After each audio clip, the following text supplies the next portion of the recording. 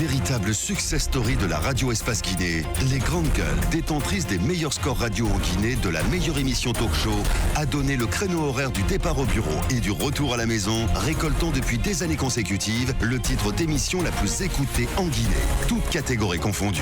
Un grand total de plus de 5 millions d'auditeurs ont été fidèles au talk show Les GG, diffusé jour après jour sur toutes les stations du réseau Adafo Média de 9h à 10h30, un exploit qui restera longtemps dans les annales de la bande FM en Guinée. Vous nous regardez à Sangaredi. Notre invité ce matin, on vous l'a annoncé évidemment, est l'âge Mamadou Sangaré, secrétaire général adjoint de la CNTG et porte-parole du mouvement syndical guinéen. Le débat sur le devenir donc du mouvement syndical guinéen, plus que jamais relancé, au sortir donc de plusieurs mois de combat syndical incarné notamment par la grève conduite par le SLEG et son champion Aboubacar Souma dans le pré-universitaire en Guinée, et en attendant de nouveaux challenges, une redistribution des cartes au sein des centrales syndicales semble se faire nécessaire. Il le dit, Titi, face à des leaderships vieillissants et contester le renouvellement au sein des centrales en vue d'une défense et d'une protection plus rigoureuse, vigoureuse même, il faut le dire, des intérêts moraux et matériels de la classe ouvrière guinéenne, semble s'imposer désormais à des centrales comme un défi existentiel. Comment le mouvement envisage-t-il ce défi et comment appréhende-t-il les prochaines batailles syndicales? On essaie de comprendre ce matin à travers l'âge Mamadou Sangaré, secrétaire général adjoint de la CNTG, porte-parole donc du mouvement syndical guinéen. Dans un instant, nous allons poursuivre le débat. Un coup d'œil sur la plateforme avec les auditeurs, mon cher Mamoudou Condé. On va y aller avec ces auditeurs qui nous écrivent ce matin avant de poursuivre le débat avec Monsieur Mansari, cet auditeur qui dit bonjour les GG. Le vrai responsable donc d'un mensonge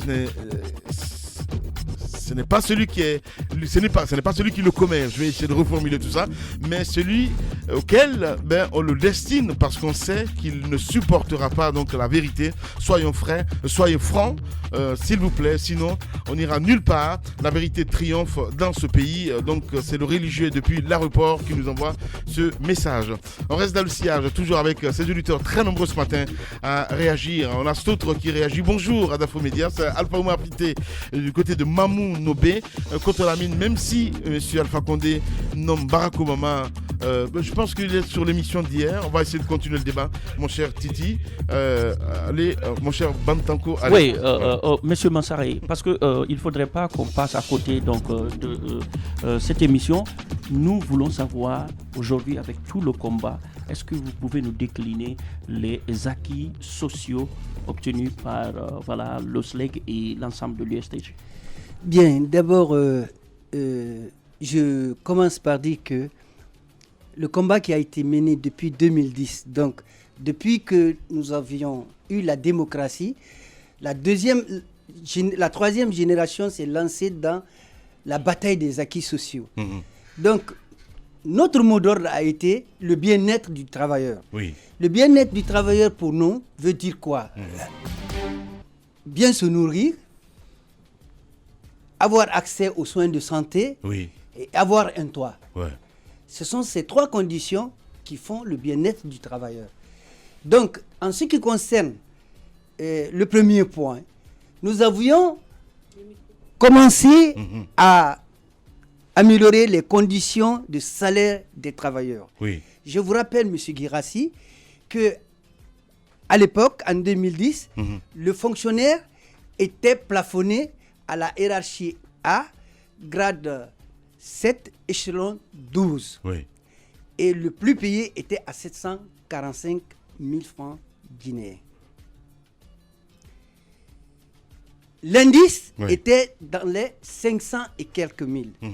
De négociation en négociation, nous sommes parvenus, d'abord, à faire évoluer ce que nous appelons la valeur du point d'indice. Pour connaître le salaire d'un fonctionnaire, il s'agit de multiplier la valeur du point d'indice par l'indice du fonctionnaire et ajouter les autres indemnités.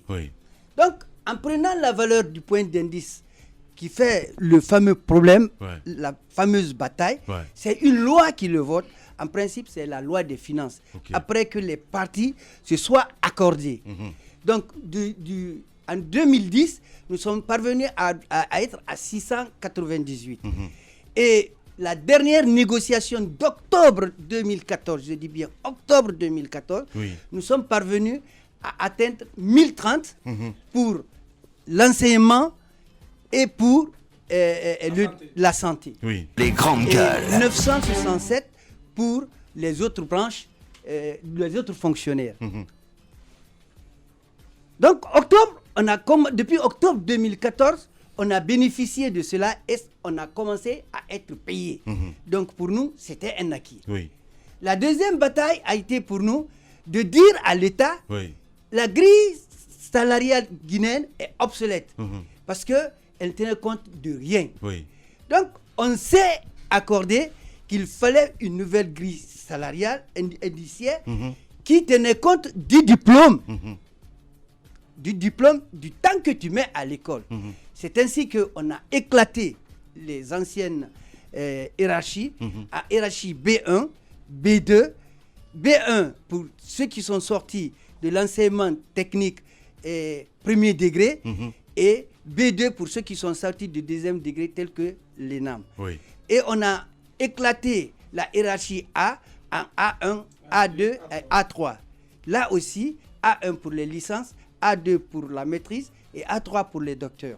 Et vous allez comprendre, quand vous prenez cette grille salariale, vous allez comprendre que le dernier échelon de B1 est égal au premier départ de B2 plus un échelon.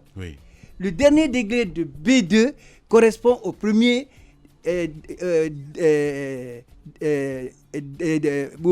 au premier degré de A1 plus un échelon, etc., etc., etc. Donc, quand on a fait cette répartition en fonction des diplômes, on a dit maintenant qu'il fallait mettre les indices.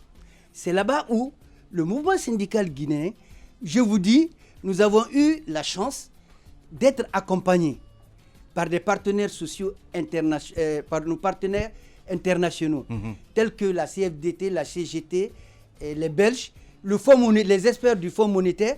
Nous avons fait une retraite à Kindia où nous avons pu avoir la possibilité de lire le budget de l'État et de savoir quels seront les futurs devenus en macroéconomie. Tout de suite, dans votre débat, je vous ai entendu parler du secteur minier. Et je crois que celui qui a soulevé ce problème a raison, mais je reviendrai là-dessus en parlant de nos prévisions. Bien. Donc, en continuant, nous avons piégé le gouvernement. Il faut le reconnaître. Piégé le gouvernement. Oui, on a piégé le gouvernement. Parce que... En faisant quoi? Dans la commission qui devrait faire la grille indiciaire, on avait deux représentants. Il y avait Casimir et Kadia Touba. Donc, en technique de négociation que nous avons eu à apprendre, il s'agit de mettre une stratégie. Et tout combattant qui va sur un terrain de combat, le général met des stratégies. Évidemment. On met des stratégies en place. Donc, nous avons dit, attention, nous ne sommes pas des techniciens en la matière. On laisse les techniciens de la fonction publique et du budget faire ce travail. Ça, c'est sous l'ère Condé. Condé ou Conté? Non, on est sous l'ère Condé. C'est depuis 2010. Bien. Tout ce que nous avons obtenu du temps de Lansana Conté, je suis formel, c'est la signature du décret du statut particulier des enseignants, mais sans application. Bien. Aucune application n'a eu lieu. C'est à partir de 2010, dans notre combat, que nous avons commencé à mettre le statut particulier de l'éducation en pratique et nous avions pu mettre en place le statut particulier de la santé. Alors, le fameux piège. Le fameux piège. Je reviens sur le fameux piège. Donc, nous avons demandé à nos gens de se retirer et de laisser les techniciens faire leur travail. Les techniciens ont fait leur travail. Et malheureusement pour eux, là où on les attendait, ils sont arrivés là. Ils ont pris les 40%. Les 40%. Les grandes gueules. Dont on parle de la valeur du point d'indiciaire pour mettre ça sur les anciens indices de la grille indiciaire. Alors, quand nous avons vu cette situation, on a dit, voilà, les camarades ont voulu réagir. J'ai dit, non, attendez, en tant que président de la commission, attendez qu'on ait un acte officiel qui va dire que voici maintenant les indices qui seront appliqués à la fonction publique. Et effectivement, il y a eu le décret du chef de l'État, après que le gouvernement, parce que quand on nous a montré les deux versions, on a laissé la latitude au gouvernement de choisir librement la version qui leur convienne. Et quand ils ont choisi la version 2, ils ont présenté au chef de l'État, ça a passé, je crois, par l'Assemblée, et il y a eu ce décret qui a été pris. Et dans ce décret, on a dit à compter de les nouveaux indices, c'est. Donc, il y a eu ces nouveaux indices. Et dans ce décret, nulle part, on a parlé de la valeur du point d'indice. Et je vous dis bien que la valeur du point d'indice, c'est une loi qui peut modifier cela en accord avec les partenaires sociaux en tenant compte du coût de vie. Donc, à partir de ce moment, nous avions eu ce décret, nous avons dit, attention, maintenant que nous avons ce décret, c'est un acquis que nous venons d'avoir, le chef de l'État vient de décréter et c'est un nouveau acquis. On est revenu sur la table de négociation pour tendre la main au gouvernement pour dire un acquis, c'est un acquis. La valeur du point d'indice obtenu en octobre, les 40%, veuillez les restituer. Les grandes gueules. On va rester avec ça parce que comme moi je vous écoute, j'ai l'impression que c'est lorsque quelqu'un réclame 2000 francs et que par inadvertance, la personne à qui vous réclamez 2000 francs vous donne 5000 francs. Vous savez que la personne a rajouté, mais vous vous taisez parce que ça vous arrange. C'est ce qui est arrivé. Effectivement. Vol institutionnel? Non. Ahmed. Vous savez, en matière de négociation, chacun défend son intérêt. Ils sont malins, ces syndicalistes. Chacun défend ses intérêts. Quand tu es négociateur, quand tu vas sur une table de négociation, incroyable, tu te prépares en conséquence. Donc ça veut dire que... on a eu en réalité 80% d'augmentation. Mais avant les 80% d'augmentation, M. Guirassy, en 2010, nous sommes revenus voir le chef de l'État pour lui dire, attention, monsieur le chef de l'État, les travailleurs guinéens... Attendez, monsieur Mansaré, ça veut dire que vous avez berné le président Condé? Non, mais attendez, je pose une question, monsieur. Vous avez trompé le président Alpha Condé? Non, écoutez. Attendez. Non. Je pose une question. Vous avez dit 40%, vous avez 80%. Vous avez berné le président Condé? Écoutez. Je vous pose la question. Écoutez. Je vous pose la question. Non, nous n'avons pas berné le président Alpha Condé. Suivez bien la déclaration du chef de l'État quand il a pris le pouvoir. Il a dit ceci aux travailleurs. D'ici la fin de ma mandature, le travailleur guinéen n'aura rien à envier aux travailleurs de la sous-région. Je comprends. Donc vous avez surfé sur cela. Et ensuite, il nous a dit qu'il allait nous donner un accès universel. Bien, donc, moi j'aimerais nous, en tant que syndicalistes, oui, dans la défense des intérêts matériels et moraux de nos travailleurs, nous allons tout mettre en œuvre selon les stratégies qu'on nous a appris à travers nos séminaires. On mettra tout en place pour défendre ces intérêts pour que le pouvoir d'achat du travailleur soit amélioré. Au moment de la grève conduite par le SLEG et Aboubakar Souma, on a entendu des versions circuler sur ces 40%. Il y a une version qui indiquait que les 40% sont un acquis qui date du régime Lansana Conté, et une autre version qui disait que c'est bel et bien un acquis de l'actuelle... La première version a été soutenue par Adjara Biatou. Absolument, dans cette émission. Vous, qu'est-ce que vous en pensez? Quelle est la vérité sur ces 40%? De quelle année et de quelle période ou de quel régime ces 40% datent? Je vais vous dire, je mets n'importe qui à défi. Je vous ai dit, peut-être c'est ma dernière émission aujourd'hui. Peut-être. On ne le souhaite pas. On le souhaite pas. Mais je vous le dis, en toute sincérité, que les 40%, c'est en octobre 2014 que nous l'avons obtenu. le protocole d'accord en fait foi. Les journalistes qui étaient avant-hier au point de presse ont vu ces protocoles.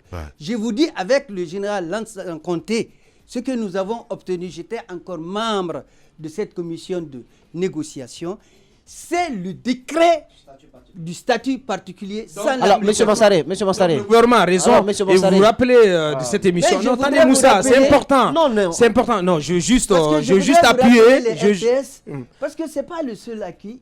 Moussa, si tu permets, je voulais juste appuyer pour dire que vous vous rappelez au pic de la grève du SLEG dans le pré-universitaire, nous avons eu cette émission à la RTG avec Abakar Kamara, avec les membres du gouvernement. Le ministre Damantan avait insisté pour rappeler que sous Alpha Condé, et contrairement à tout ce qui avait été entendu, les fonctionnaires avaient bénéficié de plutôt de 80% d'augmentation de salaire. Et cela vient d'être confirmé ici par M. Mansari. C'est important de le souligner. Alors, et c'est même plus.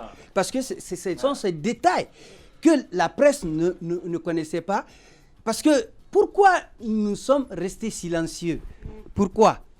Parce que nous avons constaté, à chaque fois qu'on faisait une augmentation de salaire, parallèlement le marché augmentait et toute notre lutte revenait à zéro. Donc nous nous sommes toujours tus. D'abord nous avons commencé, s'il vous plaît, par les RTS. Je parlais tout de suite des RTS. C'est un élément important. Oui. Les RTS, c'est quoi? C'est la retenue sur salaire. Nous sommes venus voir le professeur lors d'une de nos rencontres pour dire que nous souffrons d'une injustice. Et cette injustice doit être réparée. C'est les taxes sur les revenus. Quel est l'opérateur économique? Quel est le Guinéen qui paye un impôt sur son revenu? Il n'y en a pas. C'est seul le travailleur guinéen qui paye cette taxe. Les retenues sur salaire prenaient les 25% de notre salaire. Je vais vous expliquer. Allez-y. De 0 à 30 000, c'était ce qu'on appelait la tranche de survie, c'était 0%. Et de 30 001 à 50 000, c'est 5%. De 50 001 à 150, à 100 000, c'était 10%.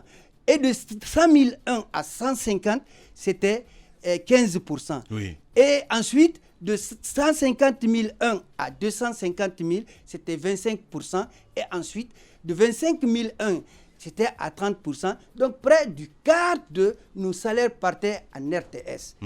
Donc, nous demandons, Monsieur le Président de la République, que cette injustice soit corrigée. Oui. Donc, il a trouvé qu'on avait raison.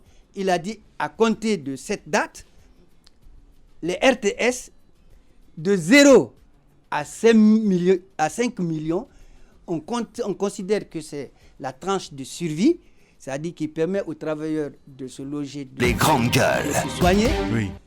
Donc, c'est 0 francs. Et à partir de 5 millions, c'est seulement 5% qui sont taxés. Oui. Imaginez-vous qu'aucun fonctionnaire aujourd'hui ne paye les RTS parce que personne n'atteint les 5 millions. Quand vous prenez le privé, le moins payé, parce que nous allons revenir, parce que ce n'est pas seulement les fonctionnaires qui ont bénéficié de l'appui de l'intercentral pour l'amélioration, le moins payé aujourd'hui, par exemple, dans les mines, seulement lever le petit drapeau qui est rentré aujourd'hui, c'est 5 millions de francs guinéens. Et c'est une moyenne de 34 millions. Il y a même des gens qui touchent 200 millions de Guinéens. C'est une fierté pour nous. C'est comme dans les banques. Donc, s'il n'y a que 5% qu'on prend, est-ce que vous voyez l'acquis qui est là? Donc, peut-être que vous êtes au-delà de 100% d'augmentation. Si on voit tout ça, oui. Ensuite, nous avons demandé qu'il y a eu un retard. Tous les travailleurs avant la nouvelle grille ont avancé de 8 échelons. L'avancement de 8 échelons. Il y a un travailleur du côté de Bouquet qui réagit ce matin, qui dit que c'est faux en ce qui concerne les 5 millions dans le secteur minier. Que répondez-vous? Mais vous avez... C'est très simple, M. Guirassi. Aujourd'hui, le monde est un village planétaire. Faites Google, vous dites grille salariale dans les mines, tout de suite vous allez voir... Vous vous référez sur ça, en fait. Sauf que lui, il ne parle pas de papier, mais ce qu'ils reçoivent. Monsieur Mansari, si on en venait au combat qui a été mené par Aboubakar Souma, qu'est-ce que vous pensez de l'exigence qu'il a portée? Au fait, je comprends un peu le jeu. Ce n'est pas de votre faute. Si le gouvernement a brillé par son incurie, ne s'est pas fait entourer par les experts qu'il fallait. L'a fait, mais plus tard, tardivement, mais a compris que la balle était déjà partie, puisque Damanta lui-même l'avait reconnu. Ouais. Alors, en ce moment, avec l'exigence qu'Aboubacar Souma a portée, et nous sommes un peu dans l'application de tout ce qui a été signé lors de ce protocole d'accord. Mais il y a un coût à payer pour tout cela. On parle là des enseignants. Mais il y a un coût à payer et certainement qu'ils vont faire porter le chapeau à tous les contribuables guinéens, à tout le peuple de Guinée. Est-ce que de façon assez patriotique, vous n'avez pas une certaine responsabilité dans cela si le pauvre Guinéen à la base venait à payer ces augmentations au-delà de 80% qui vous ont été attribuées? Ça, c'est la première chose. La deuxième chose, c'est au fait le double jeu. Vous reconnaissez le bien fondé du combat qu'Aboubacar Souma a porté, mais en même temps, la structure qu'il a portée à la tête pour qu'il puisse mener ces négociations, c'est-à-dire le congrès qui a été organisé à la va-vite, ce congrès, vous le remettez en cause. Est-ce que ce n'est pas deux choses contradictoires, paradoxales? D'abord, je commence par la deuxième question. Vous ne m'avez jamais entendu dire ici que nous avions cautionné quoi que ce soit en ce qui concerne ce qui s'est passé dernièrement au niveau du SLEG. Parce que au niveau de l'augmentation, au niveau des 40% oui, dont on parle comme ça. Je vais vous expliquer. Vous n'approuvez pas? Vous ne cautionnez pas? Je vous ai jamais dit dans cette émission oui, et je vais vous expliquer. Oui. Parce que vos deux questions sont liées. Je vous ai dit que nous avons mis en place une commission qui a bénéficié effectivement de l'apport technique des experts. Nous avons une plateforme de négociation jusqu'en 2020 en tenant compte du budget de l'État et en tenant compte des réalités macroéconomiques du pays et de l'avenir. Les grandes gueules. Je vais revenir sur cette question minière, parce que je suis minier de profession. Nous avons fait des revendications en fonction de l'assiette économique du pays et en regardant le budget de l'État. Donc, les 40% ont été repartis, ont été échelonnés. Parce qu'on a recruté 25 000 jeunes entre septembre 2017 et décembre 2017. Vous, en tant que journaliste, vous savez que la dernière loi des finances se vote au mois de juin. Et parmi les 25 000, 8 000 sont des enseignants, dont 2 000 enseignants ont été recrutés et qui n'avaient pas eu le concours, les fameux contractuels.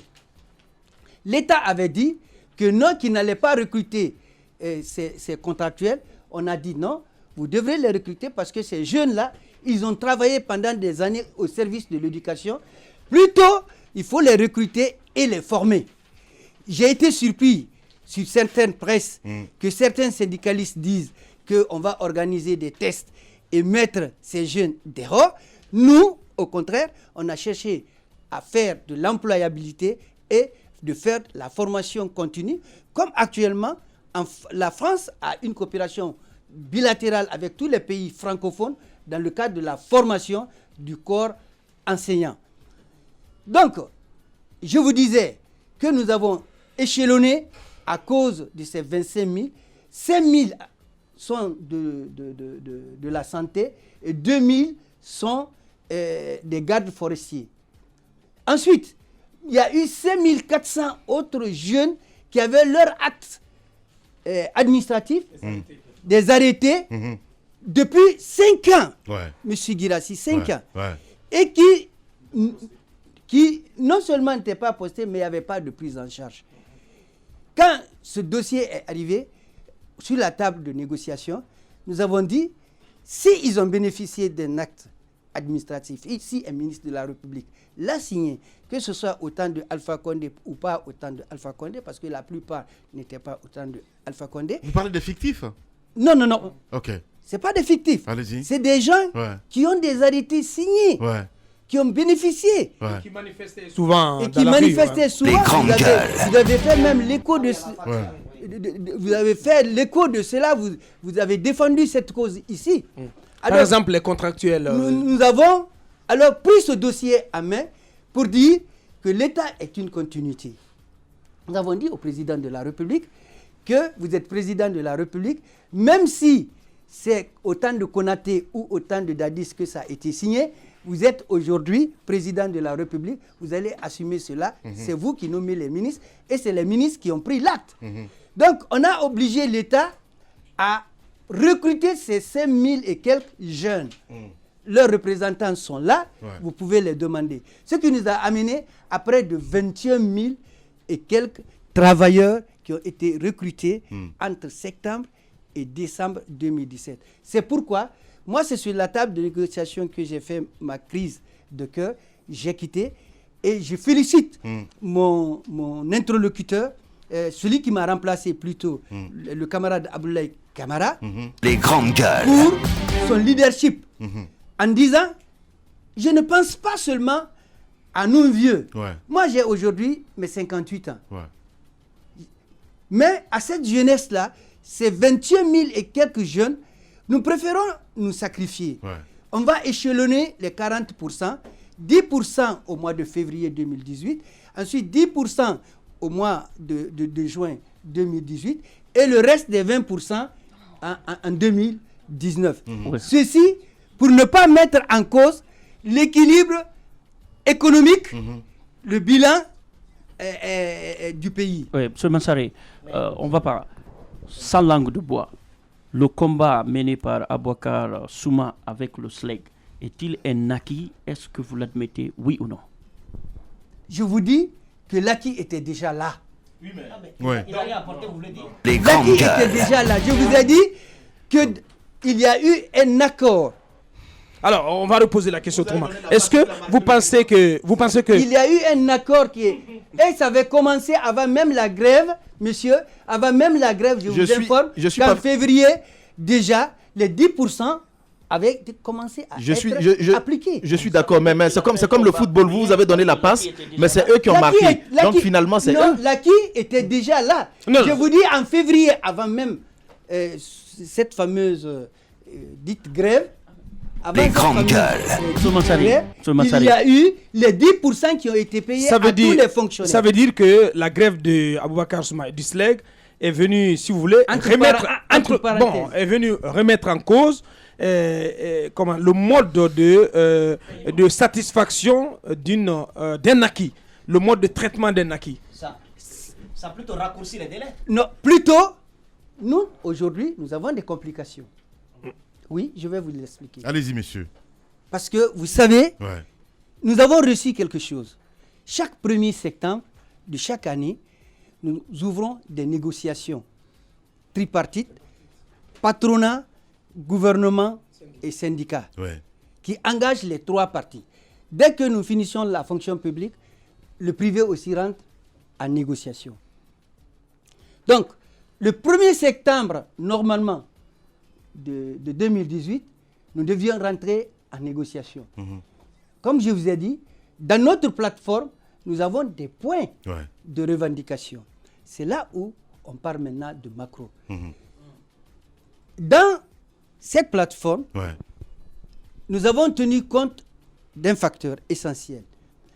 Parce que le bilan, le budget d'un État, il n'y a que 2 lignes.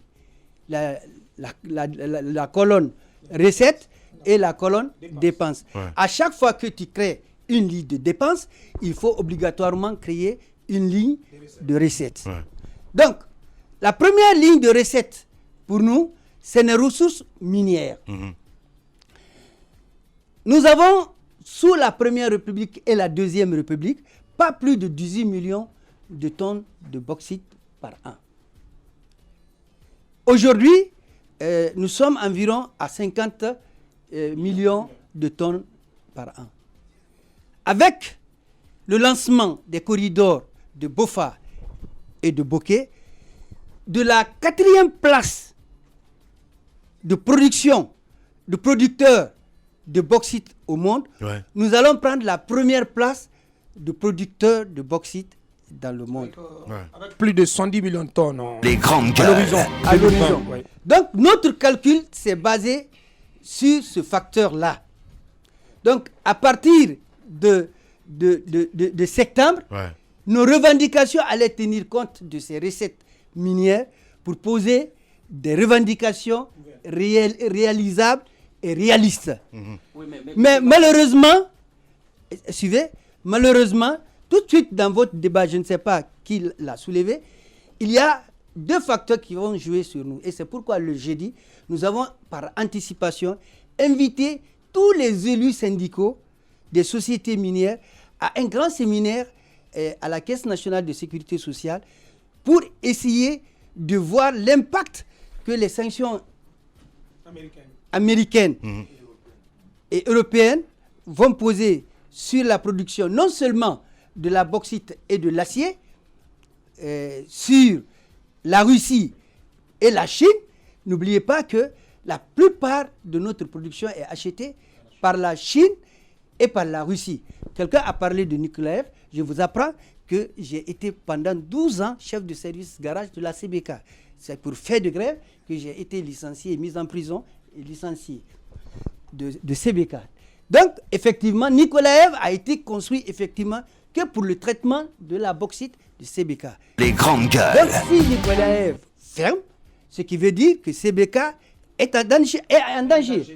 Et si la production, s'ils mettent en marche leur taxation de 20% de l'aluminium chinois, ce qui veut dire qu'on va baisser la production de l'aluminium chinois et en contrepartie, ce qui va dire qu'on va acheter moins notre bauxite. Donc, ce qui va impacter sur les revenus miniers, mais aussi sur l'emploi minier. Donc, effectivement, celui d'entre vous qui a soulevé cette question a soulevé une question où aujourd'hui, la société civile et nous, syndicalistes, nous devrons nous pencher. Mais en plus de cela, les grandes gueules. Notre souci est aussi de voir, malgré l'impact de ces 2 corridors, avec près de 20 sociétés qui vont faire un démarrage à Boké et à Bofa, quel va être l'impact environnemental sur les communautés et quel va être aussi l'impact sur ces communautés. Commencez déjà à préparer des idées pour qu'il y ait des entités, la formation d'entités économiques pour permettre à ce que les communautés aient des revenus. Bien, peut-être dernière question sur les négociations. Non, même si la crise ne perturbe pas. Bien, la dernière question peut-être avant d'autres rubriques, sur les négociations qui vont s'ouvrir début mai entre le gouvernement et le SLEG sur l'autre revendication portée par le SLEG durant cette grève, c'est-à-dire un salaire de 8 millions de francs guinéens. Comment vous appréhendez ces négociations? Est-ce qu'elles risquent aussi de fragiliser de nouvelles revendications que vous portez au niveau du mouvement syndical dans l'ensemble? Vous voulez qu'on soit franc? Oui. Regardez le Tchad. Regardez le Bénin. Regardez le Togo. Regardez le Mali. Regardez le Sénégal. Aujourd'hui, les fonctionnaires ne sont pas payés. Au Tchad? Oui. Okay. Ça fait des mois que les fonctionnaires de l'État il y a eu des grèves au Bénin jusqu'à ce que l'Assemblée a voulu prendre un décret interdisant les grèves dans les services publics. Vous avez suivi ce débat-là. Donc, en tant que syndicaliste... En toute franchise. Laissez-moi aller jusqu'au bout. Allez-y.